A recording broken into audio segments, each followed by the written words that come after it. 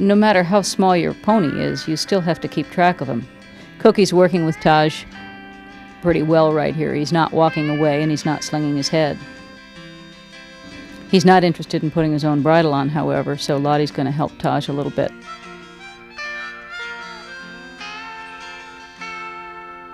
Problems with bridling are very common, and in most cases, if you practice with patience, waiting for them to lower the head and open the mouth, things will go a lot more smoothly. You cannot get the success you're looking for by following the head up with the bit or wrestling with the head. What I like to do is just let him open it and then take your hand away. Let him open his mouth, take your hand away. You can bring your hand out here, open it and drop it, open it and drop it. And then when you're ready to put the bit in, he looks for it like that, so that it's not a fight.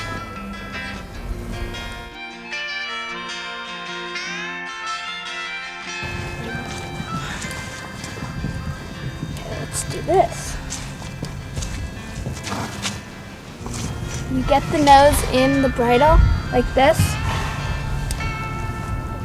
and you hold it and just wait till she's a little relaxed. She backs up or moves, you just back up with her.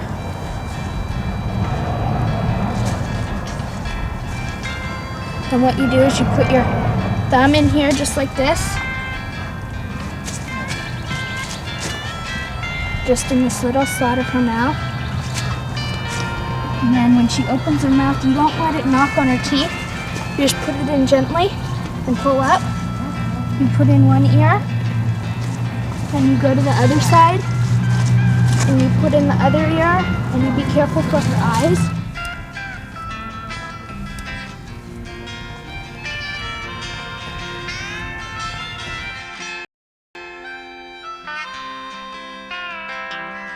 Getting on a 17-hand horse bareback is a pretty tough order.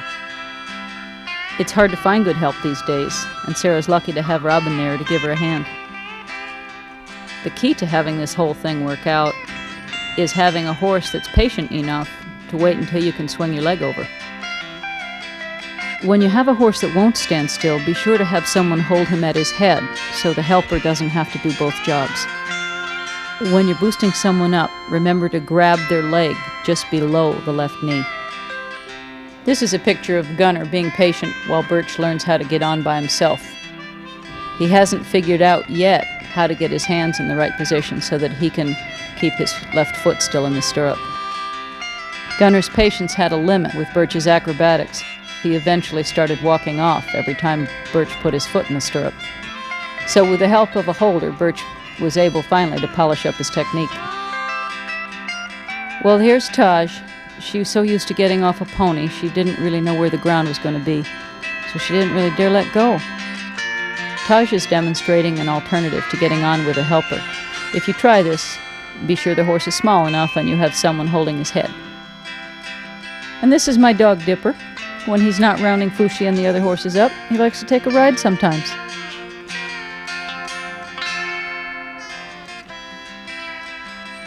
Sometimes even with a helper, things don't work out so well, so you just have to keep trying.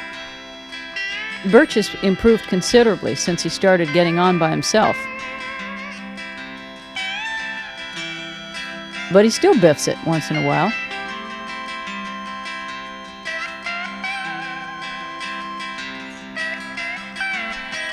It's easier for him when he has his hand in the right place.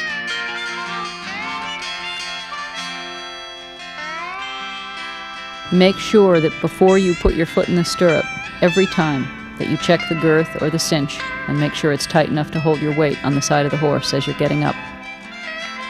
Tighten the girth gradually. And before you put your weight in the stirrup, check it once more.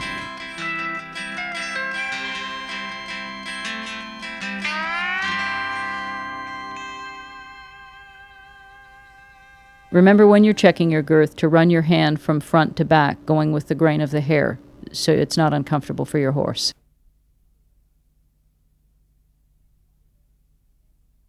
We're going to show you a mistake that's pretty easy to make when you're boosting a friend up on a horse. You want to keep both hands together at the front of the saddle. One hand on the withers, one hand on the saddle. We're going to show you the wrong way because it's often done. It's a dangerous thing to do, and you'll recognize it and you'll see what's wrong with it as we show you. I'm going to ask Angela to turn around and get ready to get on her horse, and I'll give her a boost, lifting from right here. She's going to keep her hips straight so she doesn't fold up when I give her a hand up.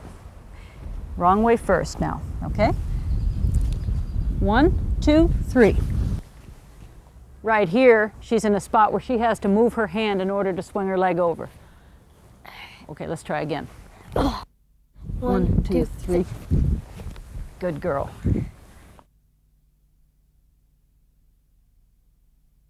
An important thing to remember when mounting is that you don't want to put your toe in the horse's gut and move him off. You don't want to be in a position where you can get run over if he moves forward. So she's going to stand like she is here, ahead of the shoulder. She's going to draw the stirrup toward her, and she can use her left hand to bear a lot of her own weight as she pulls herself up. Go ahead, hon.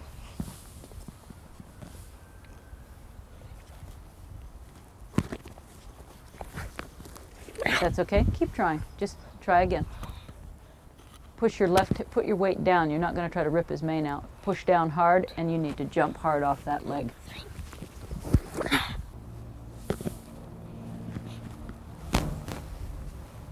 Okay.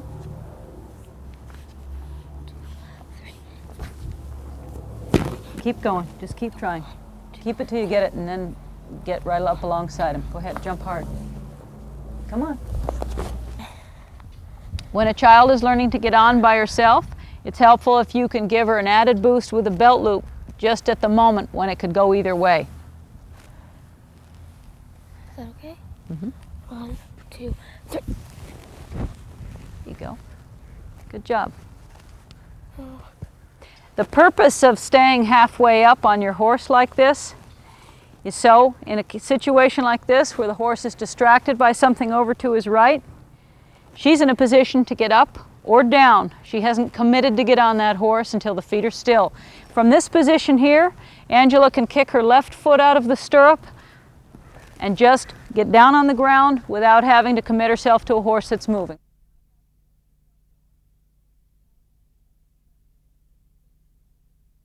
Angela is demonstrating the wrong way to get off. Both of her hands should be toward the front of the saddle so she doesn't have to put so much of her weight in her left foot. It's not hard to see what kind of trouble Angela would be in if Gunner trotted off. When you're getting off your horse, you must get your left foot free of your stirrup before your right foot hits the ground. Problems with dismounting will be made more difficult with the kind of footwear that we're showing you here. Any type of tread sole or rubber sole is going to be more difficult to release from a stirrup than a hard-soled boot or shoe with a heel. For this reason especially, you need to kick both feet free, as Angela is showing you how to do here, before you jump down from the saddle.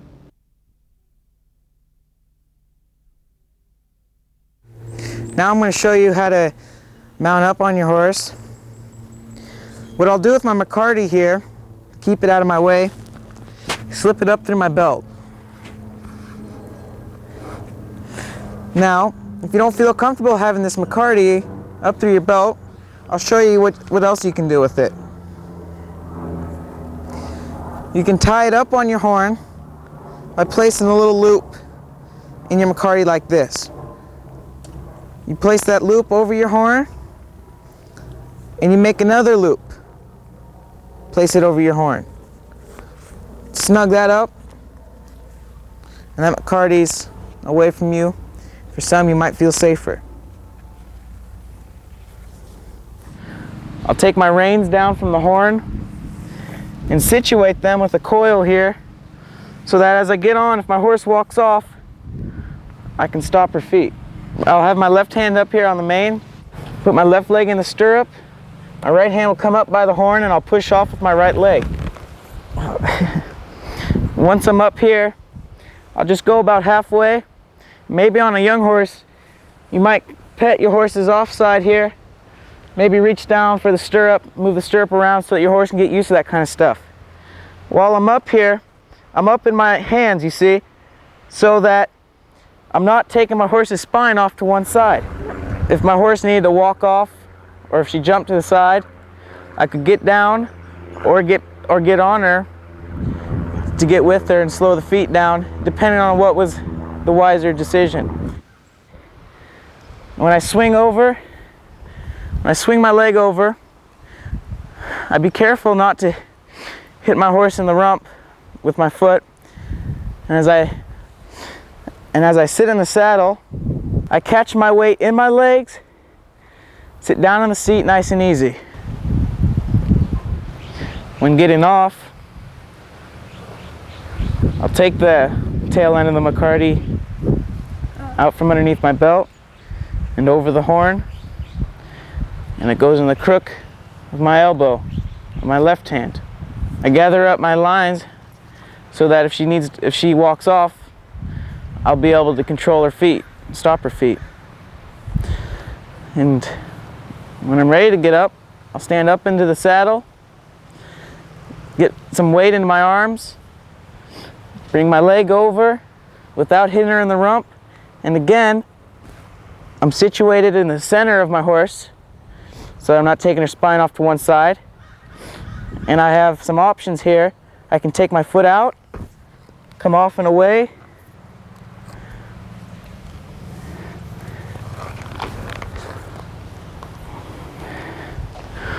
or I can stand up in my saddle, keep my weight in the center of my horse, and have my foot slide out of that stirrup before my feet hit the ground.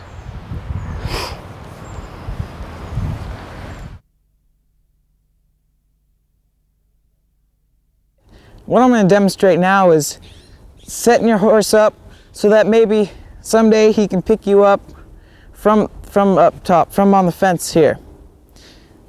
It's a lot for some horses to be able to accept you up here. So what you would want to do is be able to get to the point where you can pat your horse, let him know you're up here. She's thinking about what I'm asking. What I am asking is for her to get a little bit closer to this rail, maybe step up, maybe walk forward a step or two so that I'm closer to that saddle. The groundwork you did before will really pay off now. All of the sending and stepping your horse's hind end away from you, all of that's really going to pay off here. Right now I'm closer. I'll reward that, give her a little pat on the neck, and I'll ask a little more now. There we go. Right from here, I can put some weight into the saddle. I can be halfway up, and when I'm ready, swing the leg up and over, and I'm in the saddle. This would be handy for anyone who can't reach the stirrup, or maybe a tall horse, or someone who maybe has a physical disability and isn't able to reach the stirrup. And also, when working with young horses, it gets them used to having things up above them, and it also allows you to be able to get your horse ready for a time when maybe someone might hand you a jacket over a fence rail, or from the fence rail you could work on shaking a loop out with your rope and getting ready to throw a rope off your horse. Anyway, you can get a lot done from the rail, and it's a valuable thing to have. This is a safety checklist for when getting on from the rail.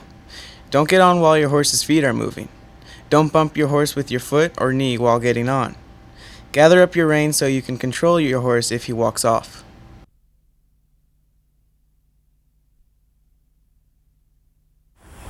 Right hand. There you go. Now just put your foot in there. Do your best. Go ahead, Dawn. Look up. Come on.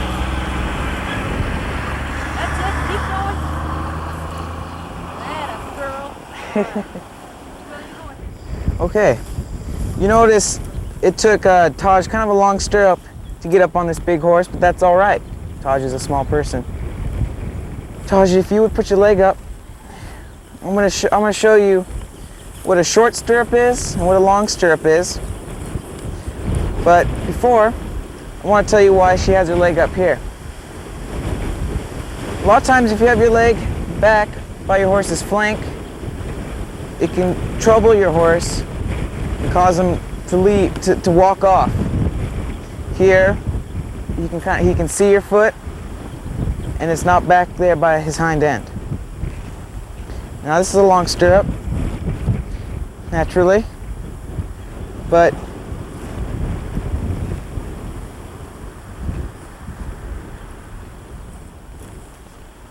okay, Taj. The stirrup at this length is too long since Taj has no real bend in her leg. She has no way of keeping hold of that stirrup and at the same time keeping her leg underneath her. You can see that stirrup slips right out as her leg goes in place where it should be.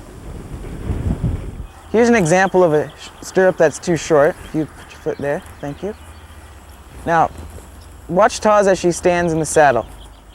She has too much clearance in between her and the horse. This would not be handy for you if you were on a bucking horse or a horse, or maybe you're loping off through some woods and you had your horse dodging and jumping logs. You don't have enough leg underneath you in a situation like this. So if Taj, if you would please take your foot out, place it forward. I'm guessing about 3 holes down is where Taj needs this stirrup. It's always important to run this buckle all the way up the saddle and back down through the keeper here, so that's out of your way. A good rule to follow is that this stirrup should fall in between your heel and inside ankle bone. That should, most of the times, allow the rider to have a comfortable stirrup setting. And it's important that you don't have too much of your foot up into the stirrup. If you do, you could fall off and end up having your foot come through and you can get hung up in it. This heel here tries to prevent that from happening on the boot. So a safety tip would be to ride with boots with heels. Now, the extra part of the stirrup should go to the outside, like that. That way, you're not unnecessarily banging your horse in the sides. Now, Taj has her stirrups to a point where they're not too long, not too short, and she's ready to go for a ride, both being comfortable and safe. We have a brass Monel stirrup here, just like any other stirrup that serves the same purpose. And in between the stirrup and your saddle seat, you have what's called a fender. Underneath the fender, you have this clip, and this is used to shorten and lengthen your stirrup length. You can see how that slides up, and this piece can come out of those holes, and you can raise it up or down those holes you have there.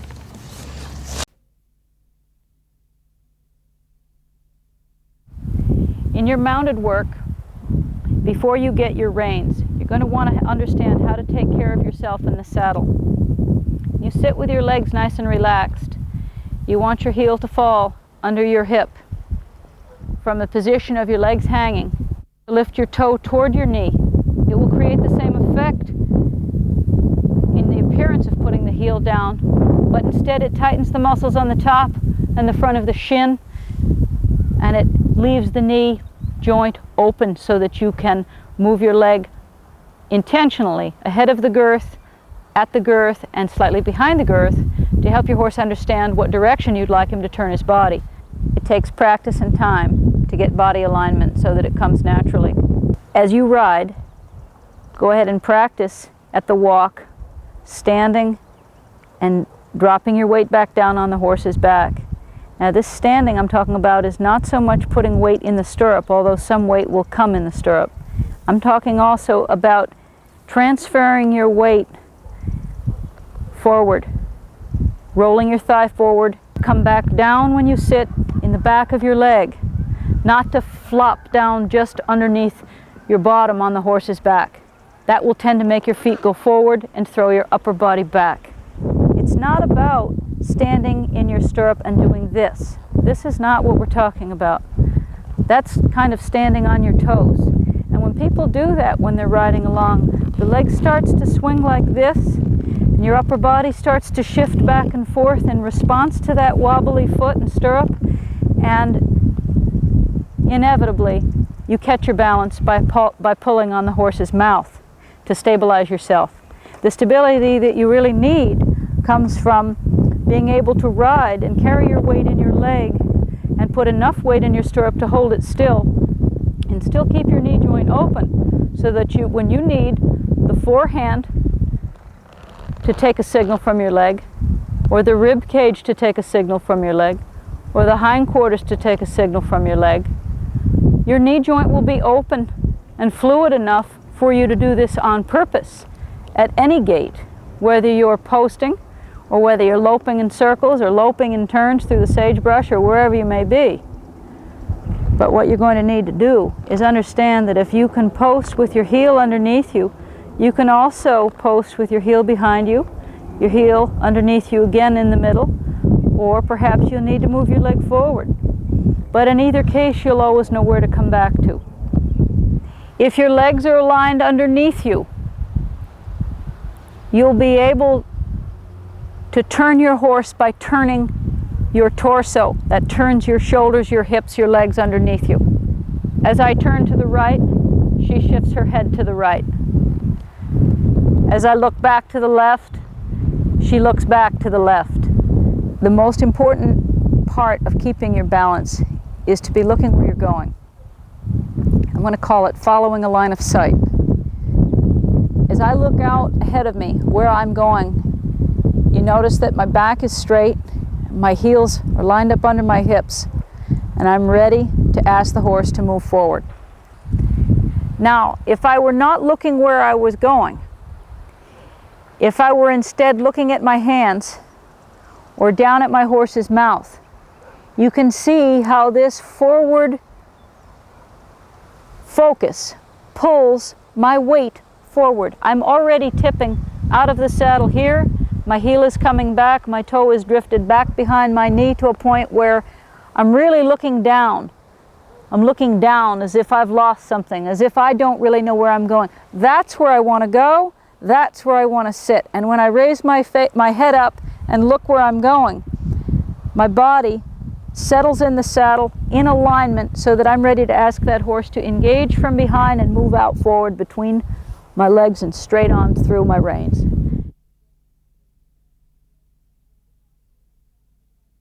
It's helpful if you know how to ride whatever saddle is in front of you, because if going somewhere on your horse is the objective, it's nice not to be held up on account of your equipment. The biggest difference you'll notice is that there's no horn, there's no laces to tie your gear on with, there's no rear cinch, no big stirrup, no fender.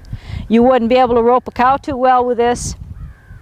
On the other hand, you wouldn't be able to jump a series of fences too comfortably in a Western saddle. So there are trade-offs in each one, but the main thing is the same. You want to keep your balance, you want to be able to communicate with your horse no matter what saddle you're in. It's more difficult in an English saddle to keep your legs still when you have weight in your stirrup, because there is no big wide fender. There is simply a strap here that connects up under that flap. And so your range of motion with your English stirrup could be from here all the way up to here, depending how good your balance was, depending how deep your seat was. So there's quite a bit more instability and insecurity for the rider when you're first beginning. You do want to be able to use your stirrups to stand in. You do want to be able to rise up over your heel with your hip in alignment, drop your stirrup without lifting your knee up. You want to be able to identify the place where your stirrup is, drop it, find it, drop it, find it. You'll see that this particular stirrup is equipped with a safety release.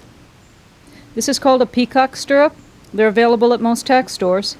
If you fall, the rubber band will break free when your weight hits it, and you'll be dumped out on the ground instead of getting dragged by your horse. In this video, you'll see another type of English safety stirrup that is shaped in a way to release your foot if you fall.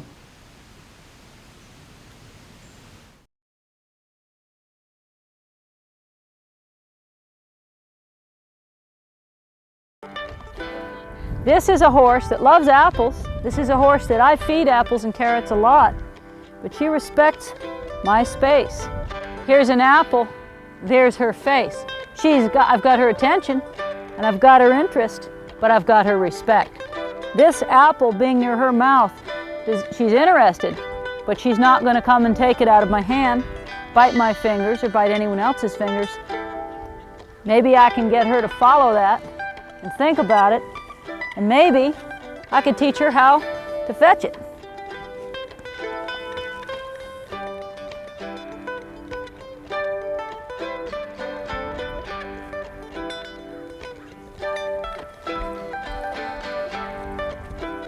Come on, Sal. Come here, baby. Come on, Sal. Come on, Sal. Come here. Pumpkin, you come here, hon. Come here, baby. Come here, baby.